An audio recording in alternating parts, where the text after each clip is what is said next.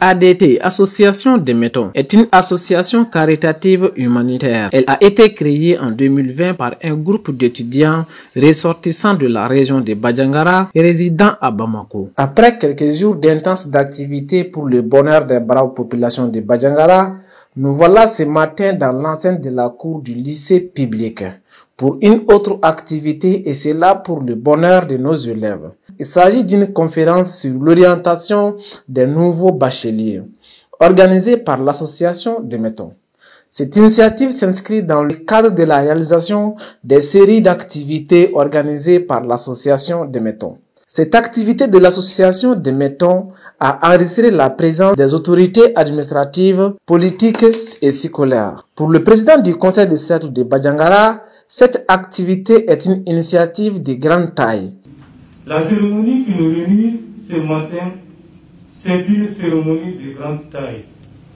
Il s'agit de l'avenir de nos enfants, donc c'est très important. Monsieur le président de l'association de Métons, je vous remercie de cette initiative. Après les mots de bienvenue du président du conseil de cercle, le président de l'association des Métons, en la personne de M. Garib Oumar Tembeli, a remercié les participants, les invite à écouter attentivement les conférenciers afin d'être édifiés. C'est une association humanitaire créée par des jeunes étudiants de la ville de Bandiagara qui résident à Bamako. Je vous prie de bien vouloir écouter la conférence et enfin pouvoir poser des questions pour comprendre de quoi il s'agit. À son tour, le proviseur du lycée public de Bandiagara remercie tous les partenaires de l'association et les autorités administratives, politiques, coutumières et scolaires pour avoir honoré de leur présence cette cérémonie. Il assure les parents d'élèves d'un accompagnement constant. Merci d'être venu et l'accompagnement sera constant tant que nous sommes sûrs que les parents ont confié en nous leurs enfants, et ce contrat moral, nous allons tenter de le remplir à souhait. Pour la même occasion, le sous-préfet de Bandiagara, le président de la cérémonie d'ouverture de cette conférence, remercie également les organisateurs. C'est un plaisir et un immense devoir de présider ce matin la cérémonie d'ouverture de cette conférence. Je crois que c'est le lieu de remercier les organisateurs de cette conférence, notamment les membres de l'association des Métons, pour avoir choisi cette thématique qui est d'une importance vraiment capitale pour l'avenir de nos enfants.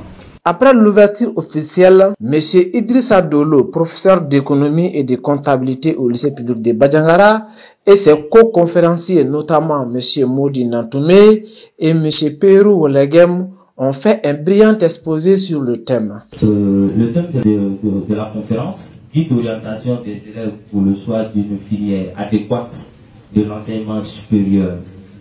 La question est de savoir que faire après le bac. La plupart des échecs que nous connaissons, le taux de chômage au Mali des jeunes est le résultat d'une mauvaise orientation après le bac. En effet, un bachelier fraîchement admis se pose des questions sur son avenir, non seulement académique, mais aussi professionnel. Quelles sont les formations? Quels sont les établissements privés, publics? Quelles sont les études, les formations généralistes, spécialités qui s'offrent à moi? Les universités publiques du Mali et les localisations géographiques. Les 5 universités publiques du Mali sont Université des lettres et des sciences humaines de Bamako, ULSHB. Université des sciences sociales et de gestion de Bamako, USSGB. Université des sciences, des techniques et des technologies de Bamako, USTTB. Université des sciences juridiques et politiques de Bamako, USJPB. Université de Ségou. Le deuxième point, les grandes écoles supérieures du Mali et les localisations géographiques. Les bacheliers maliens, de façon générale, ont le choix entre différents établissements supérieurs et selon le bac qu'ils auront obtenu. La question est de savoir que faire après le bac. La préinscription. La préinscription est la première des étapes à suivre pour le nouveau bachelier pour qu'il puisse accéder à l'une des universités publiques du Mali. Cette inscription se fait en ligne et requiert des processus qui suivent. Attendre l'annonce du début de la préinscription par le CHEMO. Créer un compte étudiant. Saisir les informations personnelles demandées. Faire le choix de 3 filières par ordre de préférence en fonction de la série de son bac. Enregistrer et envoyer des informations saisies. Confirmer après validation par le serveur du CHEMO de l'une de ces filières demandées. Imprimer et garder la fiche de préinscription que le serveur met dans le compte de l'étudiant.